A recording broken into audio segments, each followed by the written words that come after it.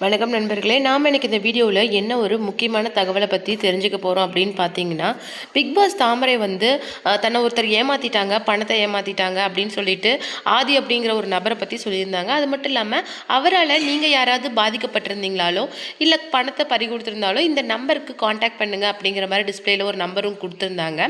அந்த விஷயம் தான் இப்போ பரபரப்பை ஏற்படுத்தியிருக்குது.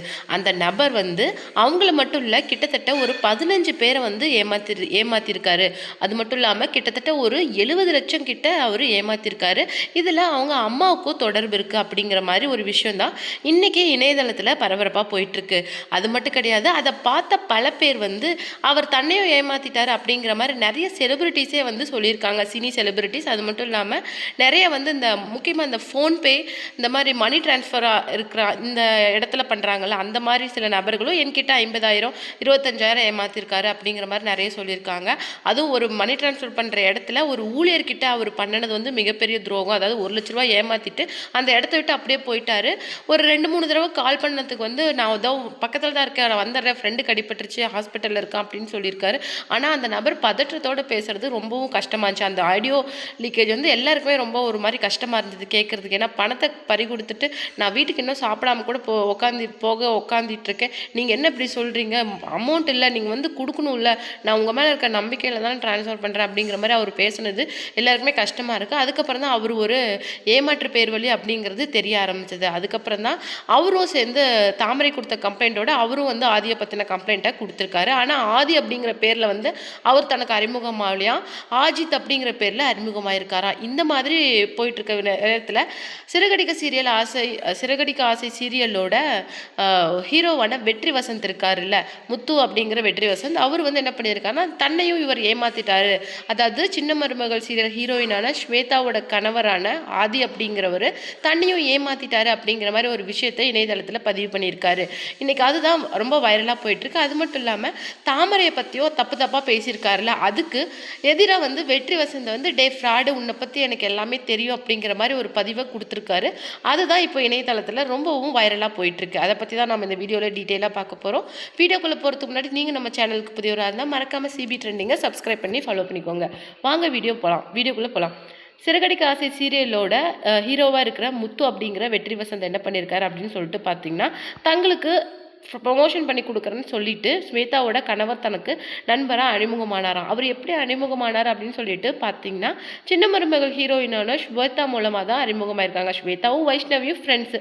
ஸோ அதன் மூலமாக ஸ்வேதாவோட கணவர் வந்து வெற்றிக்கு அறிமுகமாயிருக்காரு. அதன் மூலமாக தனக்கு ப்ரமோஷன் பண்ணி கொடுக்குற மாதிரி 2 லட்ச ரூபாயை ஏமாத்திருக்கிற மாதிரி வந்து வெற்றி வசந்த் வந்து பதிவு பண்ணியிருக்காரு.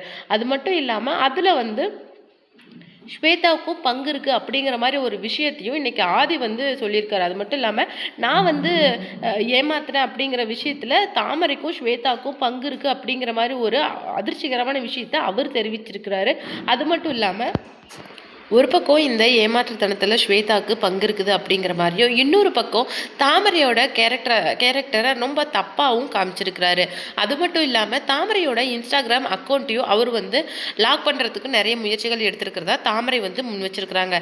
இதில் வெற்றி வசந்த் என்ன சொல்லியிருக்காரு அப்படின்னு சொல்லிட்டு பார்த்தீங்கன்னா, நீயே ஒரு ஏமாற்று பேர் வழி, நீ ஒரு பொண்ணை எப்படி தப்பான கேரக்டர் அப்படின்னு சொல்லிட்டு ஜஸ்டிஃபை பண்ண முடியும், அதுக்கு ஆதாரமாக யாரோ பேசின ஒரு ஆடியோ லீக்கேஜும் நீ வெளிவிட்டிருக்க, இதெல்லாம் உனக்கு நல்லா இருக்கா, நீ இப்படி வந்து சின்ன அதாவது ரொம்ப கஷ்டப்படுறவங்க ஊர்லேருந்து பொழைக்க சென்னைக்கு வந்தவங்க கிட்டலாம் 50,000 1 லட்சம் அப்படின்னு சொல்லிட்டு வாங்கி வச்சிருக்கிற, இதெல்லாம் எப்படி, இதெல்லாம் உனக்கு மனசாட்சி இருக்கா அப்படிங்கிற மாதிரி, இன்னும் எத்தனை பொண்களை ஸ்வேதா மாதிரி ஏமாற்றி வச்சிருக்கிற அப்படிங்கிற மாதிரி நிறைய கேள்விகளை வெற்றி வசந்த் வந்து முன் வச்சிருக்கிறாங்க. அது மட்டும் கிடையாது, அவர் வந்து மாட்டிட்டாருல, ஆனாலும் இன்னும் அவர் மேலே எஃப்ஐஆர் போட்டு உள்ளே தள்ளலை அப்படிங்கிற மாதிரியும் தாமரை வந்து சொல்லியிருக்காங்க. தாமரை வந்து இன்னொரு விஷயம் அப்படி சொல்லியிருக்காங்க, அதாவது தன்னை வந்து 16 வயசுலேயே ஒருத்தர் திருமணம் பண்ணி நான் தனக்கு ஆண்கள் கூட தொடர்பு இருந்ததுனால தன்னை வீட்டை விட்டு ஒருத்தர் வெளியே அமிச்சிட்டாங்க அப்படின்னு சொல்லிட்டு ஒரு விஷயத்த ஆதி சொன்னார் இல்லை, அந்த விஷயத்த பொய் அப்படிங்கிற மாதிரி தாமரை சொல்லியிருக்காங்க. அதாவது இந்த கிராமத்தில் கூத்துல வேலை செய்கிற ஒரு பெண்கிட்ட காசை கொடுத்து அவங்க வந்து இந்த மாதிரி தாமரையை பற்றி தப்பாக பேசியிருக்காங்க. அந்த பொண்கிட்டயே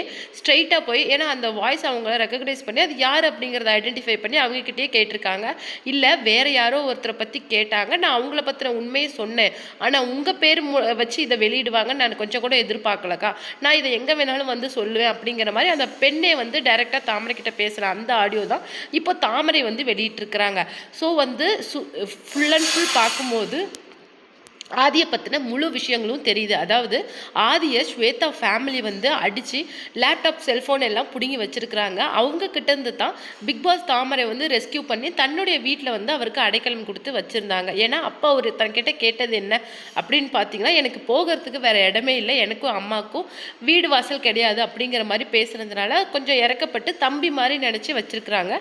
ஆனால் அது மட்டும் இல்லாமல் தன்னுடைய வீட்டோட மொத்த finance details as well as எல்லா அக்கௌண்ட் டீட்டெயில்ஸையும் கொடுத்து தம்பிங்கிற முறையில் பார்க்க சொல்லியும் அவனை அலோ பண்ணியிருக்காங்க. பட் ஆனால் அவனுடைய மொத்த இன்ஸ்டாகிராம் ஐடியா இருக்கட்டும், யூடியூப் எல்லாத்தையுமே அவரோட கைவசம் இருக்கிறத தாமரை மறந்ததுனால இப்போ வந்து மொத்த இதையுமே அவர் பிளாக் பண்ண ட்ரை பண்ணிட்டு இருக்கிறாரு ஆதி.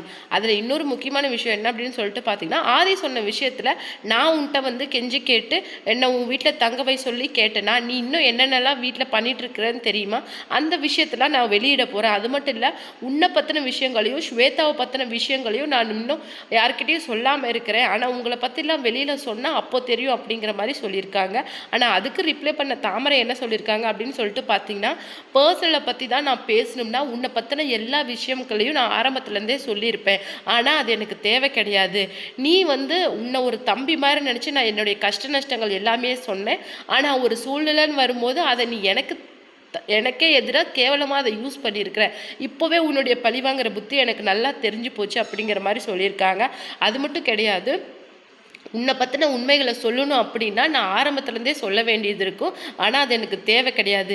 நான் ஏமாந்தது 3 லட்சம் 4 லட்சம் தான், ஆனால் என்ன மாதிரி கிட்டத்தட்ட நிறைய பேர் 10 லட்சம் 15 லட்சம்னு ஏமாந்துருக்குறாங்க. ஆனால் அவங்கெல்லாம் பொழப்புக்காக சென்னை தேடி வந்தவங்க, ரொம்ப பாவப்பட்டவங்க, நான் அவங்களுக்காகவும் தான் சேர்த்து பேசிகிட்டு இருக்கேன் அப்படிங்கிற மாதிரி பிக் பாஸ் தாமரை பேசுகிற விஷயங்கள் இன்றைக்கி சோஷியல் மீடியாவில் ரொம்பவும் வைரலாக போகுது. அது மட்டும் இல்லாமல் அவங்க கொடுத்த அந்த நம்பருக்கு காண்டாக்ட் பண்ணுங்க அப்படின்னு சொல்லியிருந்தாங்கல்ல, அதுக்கு நிறைய பேர் வந்து இவர் பல பேரில் வந்து தங்களை ஏமாத்திருக்கிறதா நிறைய பேர் வந்து இன்னைக்கு பிக் பாஸ் தாமரையை காண்டாக்ட் பண்ணிட்டு வராங்களாம். அதை மொத்த லிஸ்ட்டையுமே அவங்க போலீஸ் ஸ்டேஷனில் கொடுத்துருக்கிறதா பிக் பாஸ் தாமரை வந்து தெரிவிச்சிருக்கிறாங்க. அது மட்டும் இல்லாமல் செலிபிரிட்டியாக இருக்கிற வெற்றி வசந்தும் வைஷ்ணவி தம்பதிகளும் இந்த விஷயத்தில் ஏமாந்துருக்கிறதா மிகப்பெரிய ஆச்சரியமாக இருக்குது. அது மட்டும் இல்லாமல் ஸ்வேதாவோட ஹஸ்பண்ட் அப்படிங்கிற ஒரே காரணத்தினால தான் நாங்கள் அவர் கூட பழகணுமே தவிர எங்களுக்கும் அவருக்கும் வேறு தனிப்பட்ட பழக்கம் எதுவும் இல்லை அப்படிங்கிற விஷயத்தையும் பிக் பாஸ் தாமரை ஆகட்டும் வெற்றி வசந்த் ஆகட்டும் தெரிவிச்சிருக்கிறாங்க.